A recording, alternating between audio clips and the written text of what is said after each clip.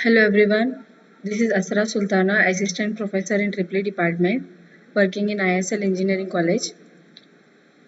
So today we are going to see another session of Power System Operation and Control subject for Triple Final Year students. So previous class we have seen about the economic dispatch neglecting transmission losses. So we are going to see a quick revision of that, and also we are going to see the economic dispatch including transmission losses. So economic dispatch problem can be defined as we have to minimize ft. So we have seen instead of ft we can use c also. Okay, f c anything we can use, but we have to mention there that what is that ft or what is c. Okay, so minimize ft, that is summation n is equal to 1 to n fn, subject to pd is equal to summation n is equal to 1 to n pn. Okay, what is ft here? Total fuel input to the system. Fn is the fuel input to the nth unit. Pd is the total load demand, and Pn is the generation of nth unit. By making use of Lagrangian multiplier, auxiliary function was f is equal to ft plus lambda Pd minus summation n is equal to 1 to n Pn. Already all this we have discussed in previous class. So I am doing a revision because when we are including the transmission losses, so in the same problem we have to include, okay, some other values, some other parameters. So that is why once again I am writing these equations. Okay, now by making use of Lagrangian multiplier, auxiliary function we are obtaining as f is equal to ft plus lambda Pd minus summation n is equal to 1 to n Pn. What is lambda here? Lambda is nothing but Lagrangian multiplier. So differentiating f with respect to Pn and equating it to 0, and this will give us the condition for optimal operation of the system. So dou f by dou Pn is equal to dou ft by dou Pn plus lambda into 0 minus 1. So why it is 0? Because dou Pd by dou Pn will become 0. So we are differentiating Pd with respect to Pn. That is nowhere related to Pn. Okay, this Pd is nowhere related to Pn. So differentiation of Pd with Pn is equal to 0, and dou Pn by dou Pn is equal to 1. So lambda into 0 minus 1 is equal to 0, because we have to differentiate f with respect to Pn and equate it to 0. So dou ft by dou Pn minus lambda is equal to 0, or dou ft by dou Pn is equal to lambda. So we know the condition ft is equal to what? F1 plus F2 plus and so on plus Fn. If it is C, we have seen Cn is equal to C1 plus C2 plus and so on Cn. Okay. So now dou of t by dou Pn is dfn by dPn, that is lambda. Okay, from this equation we are getting. Okay, dou of t by dou Pn, or dou in place of dou I am writing as d. So dfn by dPn is equal to lambda. So condition for optimum operation will be df1 by dPn tp1 is equal to df2 by dp2 is equal to dfn by dPn is equal to lambda. So this dfn by dPn is nothing but incremental production cost of nth plant in rupees per megawatt hour. Incremental production cost of given plant over a limited range can be given as dfn by dPn is equal to fnn Pn plus Fn. What is this fnn? Fnn is nothing but slope of incremental production cost curve, and Fn, small fn, is equal to intercept of incremental production cost curve. So this equation 3, this one, means that machines are so loaded that this incremental cost of production of each machine is same. Okay, we are assuming here that now according to this equation 3, that incremental cost of production of each machine is same. Active power generation constants are taken into account while solving the equations. Okay, these constants can be violated for any generator, then it is tied to the corresponding limit, and the rest of the load is distributed to the remaining generator units.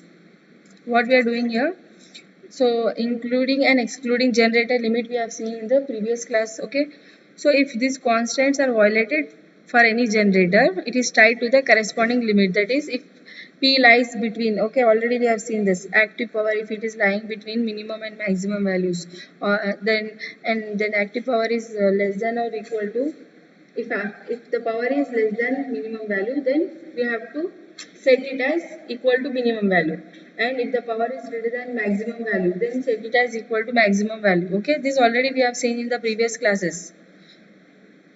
So what we are telling here that if these constants are violated for any generator, it is tied to the corresponding limit and rest of the load is distributed to the remaining generator units according to equal incremental cost of production. Okay. So solution of equations 2 and 3 gives the economic operating schedule. Okay. What is this equation 2? PD is equal to summation n is equal to 1 to n Pn. And third equation is this one. df1 by dp1 is df2 by dp2 is and so on. dfn by dpn is lambda. So this will give us the economic operating schedule. So any good technique for solving a set of linear equation can be used, but inequality constants have also taken into account. So when inequality constants are taken into account, we are using a iterative method here. So we are having some steps here to solve the equations. So first step is assume the suitable value of lambda naught. So this value should be more than the largest intercept of the incremental cost characteristics of various generators. This we will understand when we will solve the numerical. Okay, so there we can understand this. Okay, so as of now you just see that we have to assume a suitable value of lambda naught at the initial phase, and this value should be more than the largest intercept of incremental cost characteristics. Second one, compute individual generations. That is, we have to find out the values of P1, P2, P3 and so on, whatever number of generations we have, okay, corresponding to incremental cost of production from that equation. That is df1 by dp1 equal to df2 by dp2 and so on is equal to dfn by dpn is equal to lambda. So in case generation at any of the buses is violated, the generation of that generator will be fixed at the limit violated during that iteration, and remaining load will be distributed among the remaining generators. Okay, same thing what I have said just now. That is, for example, if P value is greater than P max value, then you have to set the P value as equal to P max value, and this will be fixed, and then remaining load will be distributed among the remaining generators. Check if the equality condition is satisfied or not. What is that condition? That is summation n is equal to 1 to n, Pn is equal to Pd. This condition is satisfied or not, we have to check. If it is not satisfied, then we have to make a second guess of lambda, that is lambda dash, and repeat the above steps. So the selection of lambda dash in this step must be guided by the result in step 3. For example, if you find the total generation is less than PD, then correct value of lambda will be what? Lambda corrected should be greater than lambda naught. So whatever value of lambda naught is there, so this corrected value should be greater than that lambda naught value. If equality is satisfied, generations calculated in step 2 will give the optimum operating strategy. Now let us see the flowchart of the economic scheduling, that is without considering transmission losses. So first step is read FNN, FN, PD and epsilon. Okay, assume a suitable value of lambda and delta lambda. Then set n is equal to 1. Solve the equation P for Pn is lambda minus Fn by Fnn. Check if Pn is greater than Pn max. If it is yes, set Pn is equal to Pn max. No, then go to next step, that is check if Pn is less than Pn min. Then S means what you have to do, set Pn is equal to Pn min. If this condition is not satisfied, set n is equal to n plus 1. Next, check if all the buses have taken into consideration.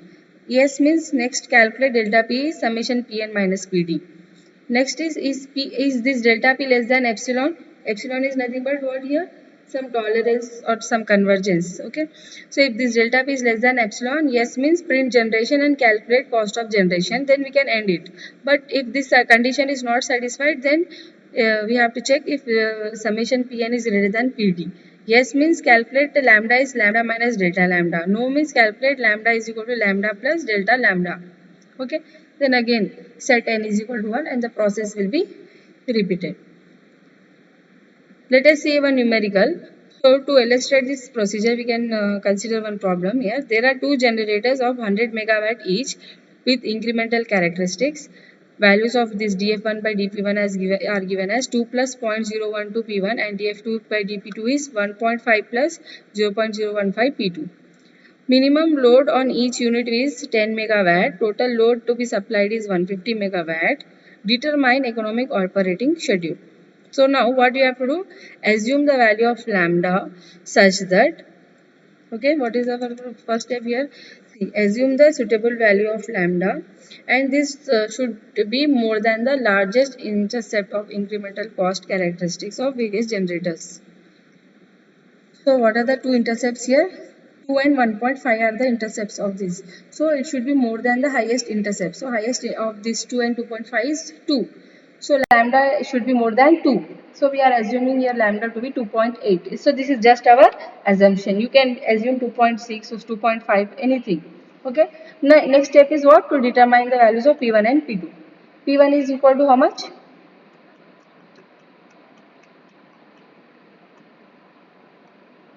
So from this equation, what we can write? Pn is dfn by dpn minus fnn by fn. Okay. So I'm calculating here the value of P1 and P2. That is lambda minus 2.8 minus. Okay. See here 2.8 minus 2 by 0.012 is P1. Okay. So df1 by dp1 I am taking as 2.8. This is lambda. Okay. This is also lambda. So 2.8 is equal to 2 plus 0.012 P1. So what we can write here from this, P1 will be what? 2.8 minus 2 by 0.012, and what will be P2? 2.8 minus 1.5 by 0.015. Okay, 2.8 minus 1.5 by 0.015. These are our values of P1 and P2. At these values, we are going to get 153.2 megawatt.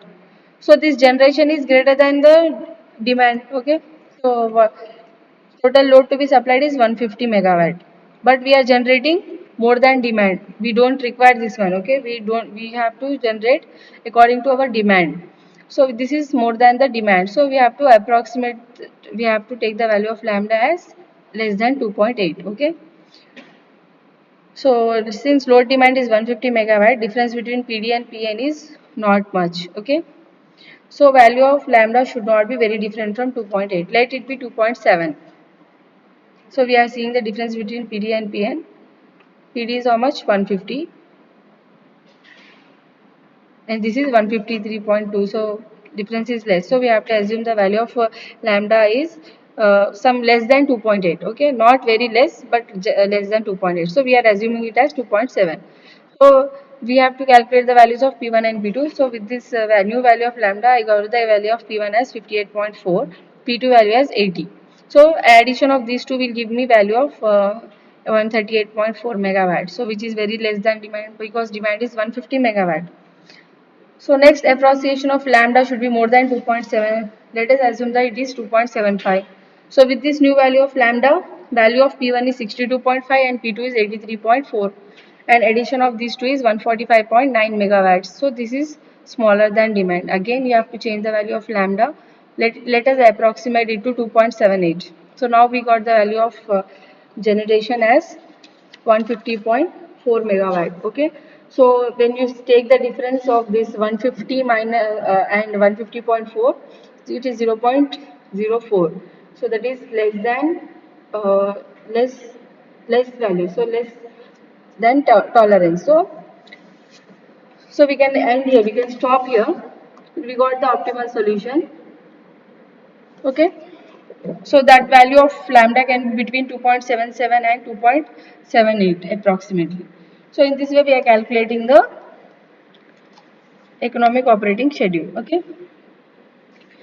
but this method will not sense the location of changes in the loads. Okay, as long as the total load is fixed irrespective of location of loads, solution is same. And in fact solution may not be feasible in the sense that load voltages may not be within specified limits, and the reactive power generation should also be within the limits. Okay, so in case of urban area where load density is very high and transmission distances are small, transmission loss can be neglected, and optimal strategy of generation could be based on this equal incremental production cost. Okay, so what we are telling here that, so this method will not sense the location of changes in the loads. So if the load is changed at different locations, this method will not sense the changes. And as long as the load is fixed irrespective of this location of load, solution will be same.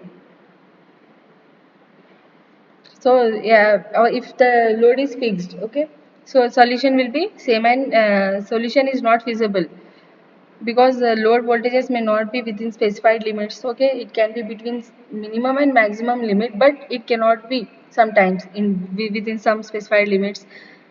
And reactive power generation may also not be within limits. So in case of urban area where load density is very high, urban areas we are having more population, and load is also more here. So transmission distances are very small and transmission loss can be neglected. Okay. So if energy transported is very relatively larger distances with low load density, transmission losses can be amount to 20 to 30% of total load, and it will become essential to take these losses into account when developing an economic dispatch strategy. So for larger distances, if you have to transport the energy, so transmission losses can be 20 to 30% of the total load. Okay. Now let us take see the second topic, that is today's topic, that is optimum load dispatch including transmission losses.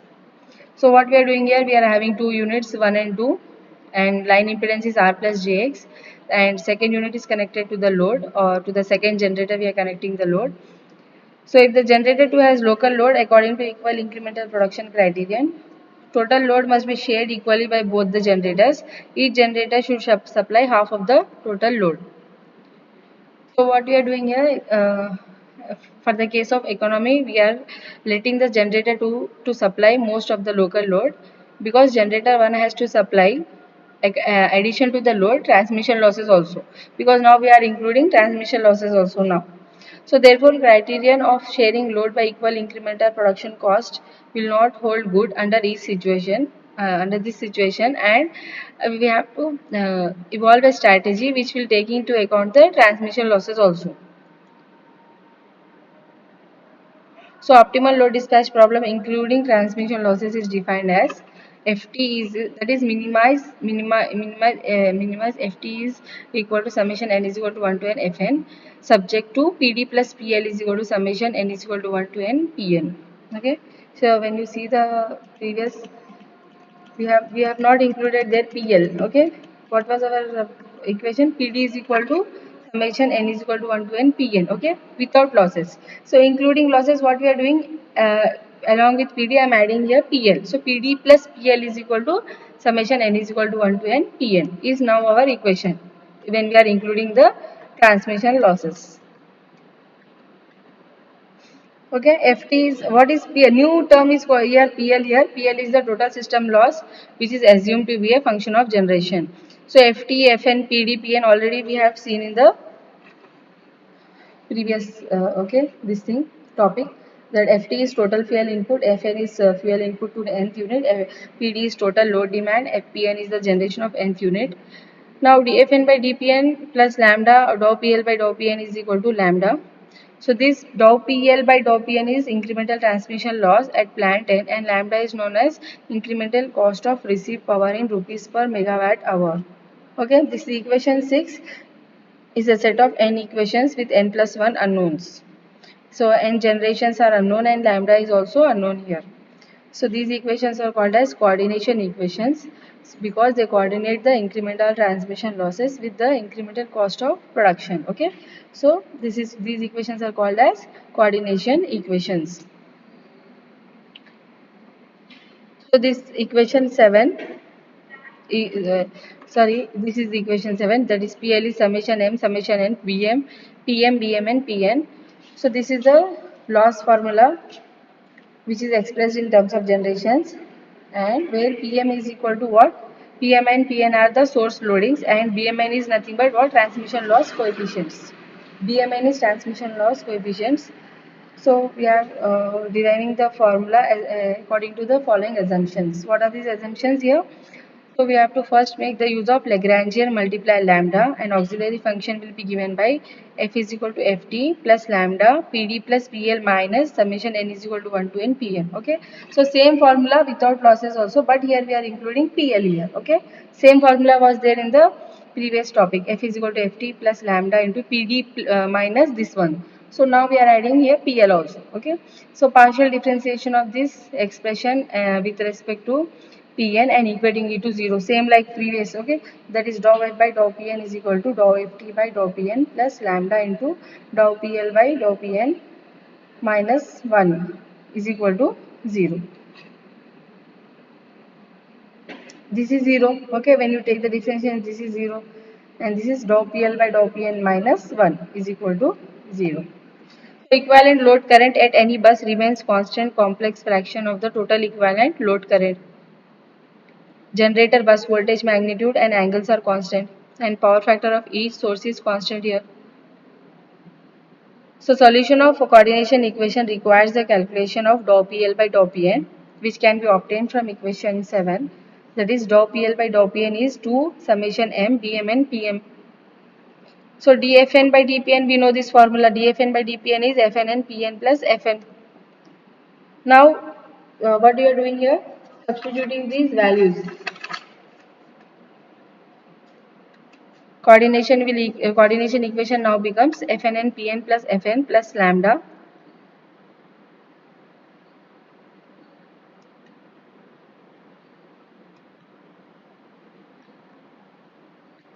Okay, Fnn Pn plus Fn plus lambda summation 2 Bmn Pm is equal to lambda.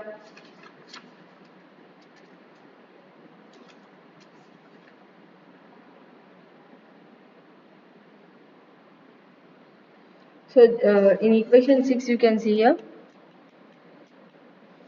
So dFn by in this equation dFn by dPn is given. So in place of dFn by dPn I am writing as Fnn Pn plus Fn. Okay, plus lambda into this dou PL by dou Pn value. Dou PL by dou Pn value we have found it as 2 summation Bmn Pm. Okay, so in this equation 6 I am substituting the values. So I got this value of Fnn Pn plus Fn plus lambda summation 2 Bmn Pm is equal to lambda. So we are doing what we are doing, collecting all the coefficients of Pn and writing the equation now. So because we want the equation for Pn, so I am taking into account here Pn into Fnn plus 2 lambda Bnn, taking m is equal to n here is equal to minus lambda and summation 2 bmn pmn, 2 bmn pm, but m is not equal to n because m is equal to n we have taken already, that term we have taken out. Now what I am doing, taken out the term when m is equal to n, then I am writing that equation again, that is summation 2 bmn, this term again, that is summation 2 bmn pm, but now m is not equal to n. Okay, in this equation only we are taking out the term as n is equal to m is equal to n. Okay, now finding out the value of Pn is equal to what? 1 minus Fn by lambda summation m not equal to n, 2 Bmn Pm by Fnn by lambda plus 2 Bnn. Okay, so from this we are finding out the value of Pn. So to find out the iterative procedure, following steps are required. First one is what? Assume the suitable value of lambda, that is lambda naught. This value should be more than the largest intercept of incremental production cost of various generators. So already we have seen this same thing in the previous topic. Now calculate the generations based on equal incremental production cost. Okay, calculate the generation at all buses using this equation Pn equal to 1 minus Fn by lambda. Okay, this equation. Check if the difference in power at all generator buses between two consecutive iterations is less than a pre-specified value. We have to check this difference. Okay, if not, go back to step 3. Then next fifth step, calculate losses during using the relation PL is summation m summation n Pm Bmn Pn. Calculate now. Okay, this is the new term now. This PL and delta P, all these things are new now when we are including transmission losses. So delta P we have to calculate as summation Pg minus PL minus PD. Okay, mod of this value. If delta P is less than epsilon, stop calculation and calculate cost of generation with these values of powers. Update the value of lambda and go back to step 3.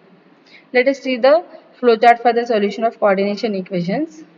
So first we have to read the data, that is Fnn, Fn, Pd, Pn minimum and Pn max. Then assume a suitable value of lambda and delta lambda. Determine the value of Pn corresponding to incremental cost of production. Set k is equal to 1. Then set n is equal to 1. Calculate the value of Pn. If this Pn value is greater than Pn max, then Pn should be equated to Pn max. If Pn value is less than Pn min, then Pn should be equated to Pn min. Then no, go to the next step, that is no means n is equal to n plus 1. Check if all buses are taken into consideration. Yes means check if this Pik minus 1 is less than epsilon. If it is yes, calculate PL and delta P. If it is no, increment k by k plus 1, and again go back to this step, that is calculation of set n is equal to 1 and calculation of Pn and so on. Okay. Now, if this Pik minus 1 is less than epsilon s, calculate PL and delta P.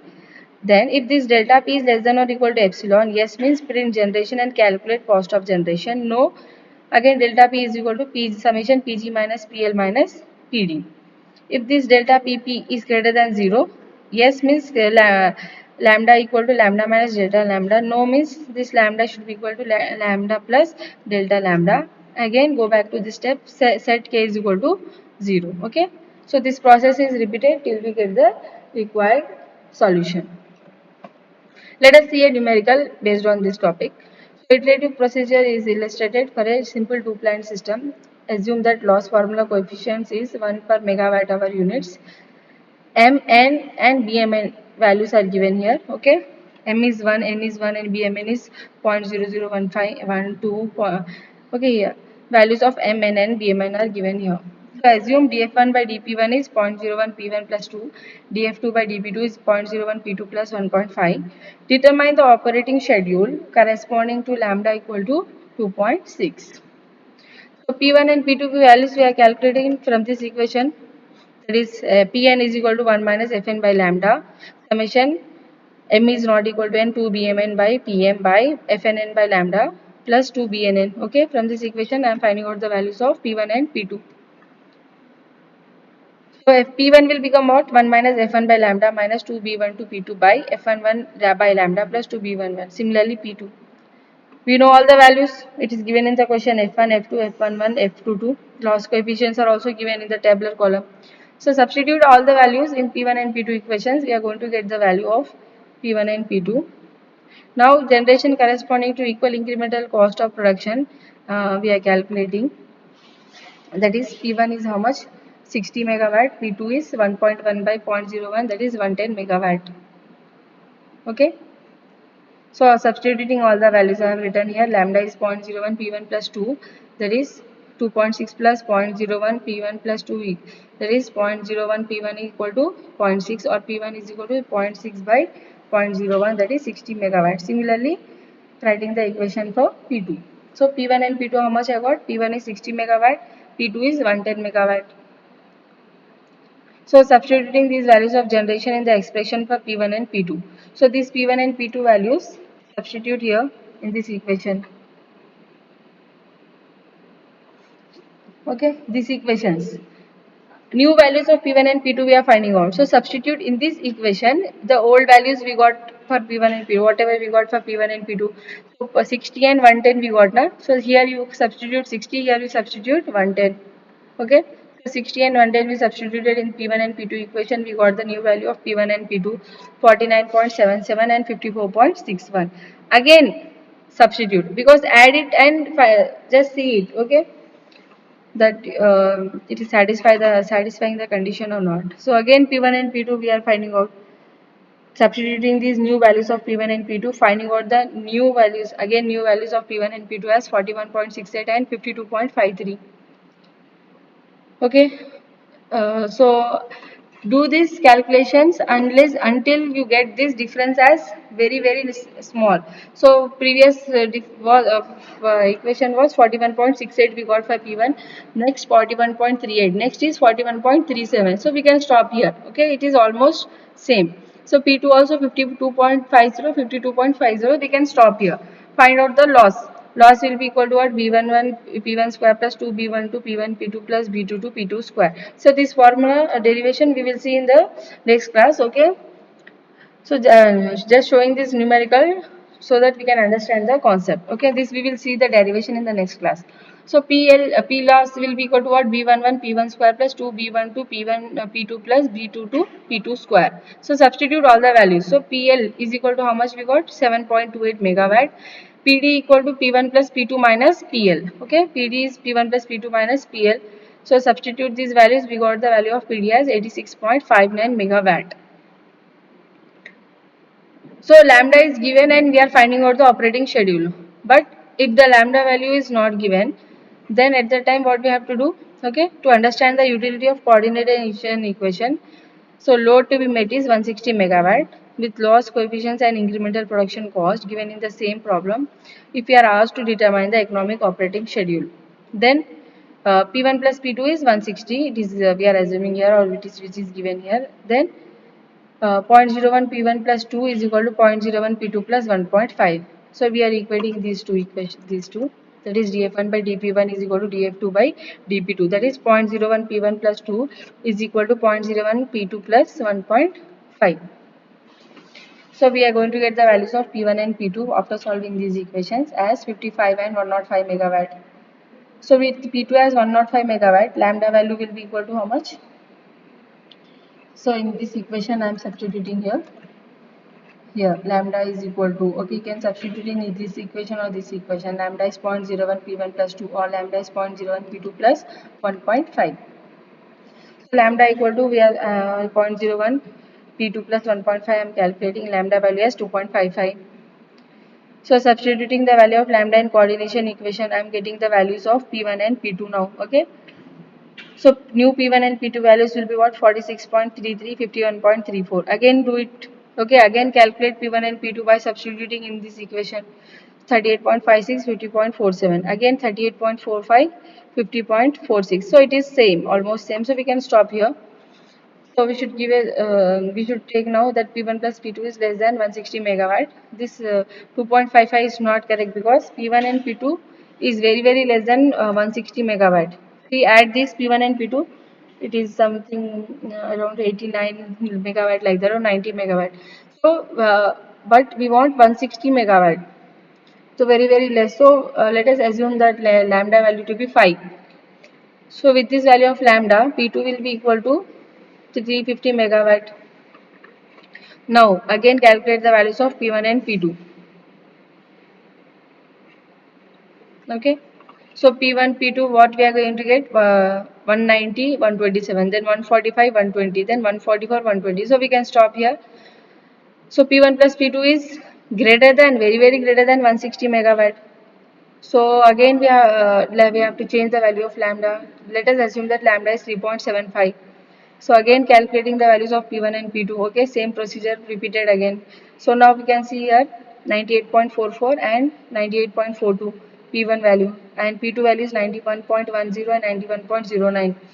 So here we can stop. So difference between two consecutive generation is less than 0.1 megawatt. We can stop here. So addition of P1 and P2 will give us 189.51, which is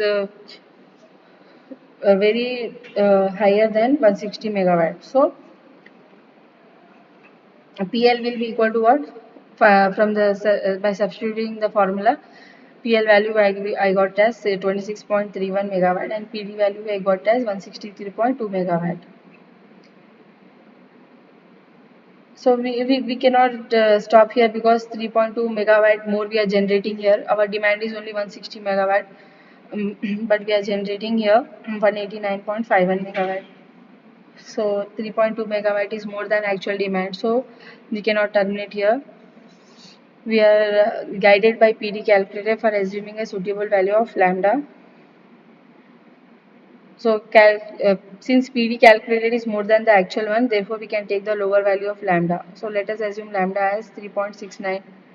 So with the lambda is equal to 3.69, P2 is 219 megawatt.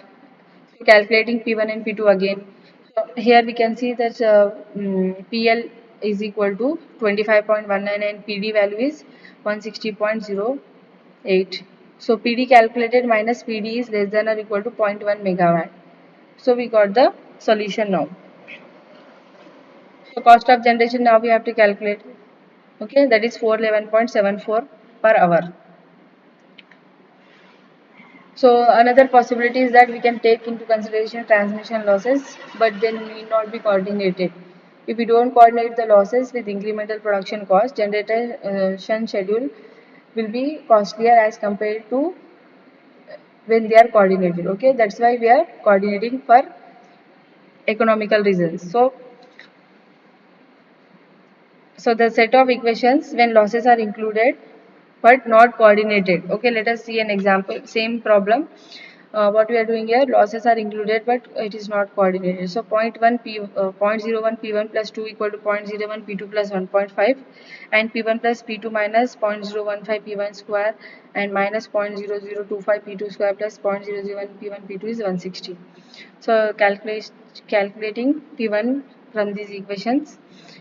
So P1 is 73.6 and P2 is 123.6 megawatt. So cost of generation is now 436.06 per hour. So when we compare this cost of generation and previous cost of generation, the difference is 24.32. Okay. So the what we can see that cost with the losses coordinated is less than when they are not coordinated. Okay, when here we can see this is here they are not coordinated, so this is less. Cost is more here 436 and here it is less when they are coordinated. Okay, and the difference between these two is 24.32. Okay, I hope everyone understood today's class. Thank you students for watching the video. Thank you everyone.